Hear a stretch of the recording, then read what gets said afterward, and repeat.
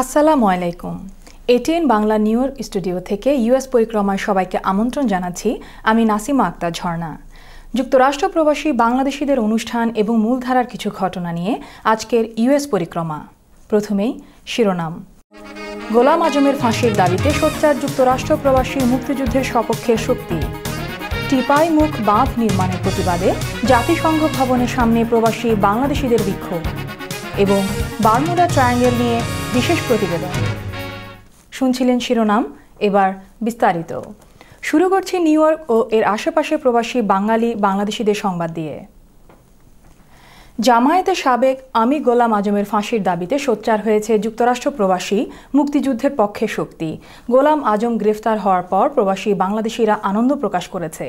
বিভিন্ন সংগঠন পৃথক পৃথক সমাবেশ আয়োজনের মাধ্যমে গোলাম আজমের ফাঁসি দাবি করেছে। যুক্তরাষ্ট্র আওয়ামী লীগ রোববার 15 জানুয়ারি জ্যাকসনহাইটসের পালকি রেস্টুরেন্টে এক সংবাদ সম্মেলনে মুক্তিযুদ্ধের বিরোধিতাকারী ও মানবতা বিরোধী কর্মকাণ্ডের অভিযোগে অবিলম্বে তার ফাঁসি দাবি করেছে। শুধু গোলাম আজম নয়, দেশে বা দেশের বাইরে থাকা সকল যুদ্ধ অপরাধীদের তালিকা তৈরি করে তাদেরকে গ্রেফতার করে বিচার করার দাবি জানিয়েছেন যুক্তরাষ্ট্র আওয়ামী লীগ নেতৃবৃন্দ।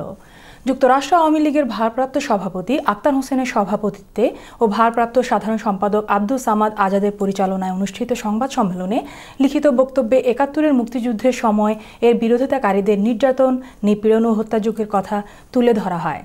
যত দ্রুত সম্ভব সকল যুদ্ধ অপরাধীদের গ্রেফতার করে ফাঁসি দিয়ে বাংলাদেশকে কলঙ্কমুক্ত করার দাবি জানান তারা। আমরা জোর দাবি জানাচ্ছি গোলাম আজমের ফাঁসি। আমার জন্মদাতা বাবাও যদি হতেন, আমি এই ব্যাপারে তার ব্যাপারে বলতাম তার ফাঁসি হতেই হবে। গোলাম আজম গ্রেফতার হওয়ার সংবাদ পাওয়ার পর আনন্দ মিছিল ও মিষ্টি বিতরণ করেছে ব্রুকলিনবাসী। বৃহস্পতিবার ব্রুকলিনবাসীর ব্যানারে আনন্দ মিছিলের পর স্থানীয় একটি রেস্টুরেন্টে অনুষ্ঠিত সভায় গোলাম আজমকে অবিলম্বে ফাঁসি দিয়ে দেশকে কলঙ্কমুক্ত করার দাবি জানিয়েছেন বক্তারা।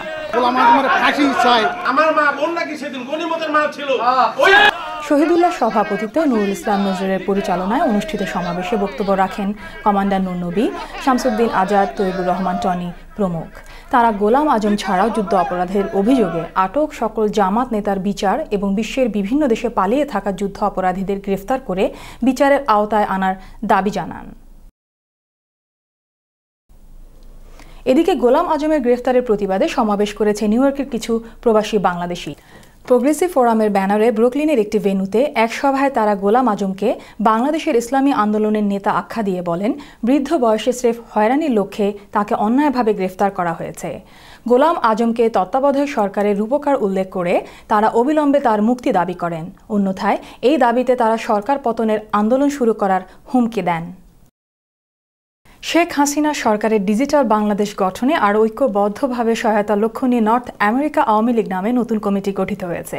সোমবার জ্যাকসনহাইটসের জুইস সেন্টারে এক সভায় ডক্টর প্রদীপ রঞ্জন করকে সভাপতি ও আব্দুর রহিম বাদশাকে সাধারণ সম্পাদক করে এই কমিটি গঠিত হয়েছে। যুক্তরাষ্ট্র ছাড়া উত্তর আমেরিকার বিভিন্ন এলাকায় বসবাসরত প্রবাসী আওয়ামী লীগ সমর্থকরা এই সংগঠনের মাধ্যমে মুক্তিযুদ্ধের চেতনা বাস্তবায়নে কাজ করে যাবেন বলে বৈঠকে বক্তারা আশাবাদ ব্যক্ত করেন। অন্যান্যের মধ্যে বক্তব্য রাখেন কায়কোবাদ, হাজী শফিকুল আলম, লুৎফুল করিম, চন্দন দত্ত প্রমুখ। টিপাই মুখ বাঁধ নির্মাণের প্রতিবাদে নিউ ইয়র্কের জাতিসংঘ ভবনের সামনে বিক্ষোভ করেছে প্রবাসী বাংলাদেশিরা।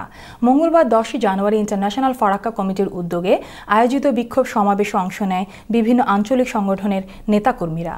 সরকার বিরোধী নানা স্লোগান দিয়ে তারা মুখরিত করেন জাতিসংঘ ভবনের সামনের রাস্তা। সমাবেশে সভাপতিত্ব করেন সংগঠনের চেয়ারম্যান আতিকুর রহমান সালু।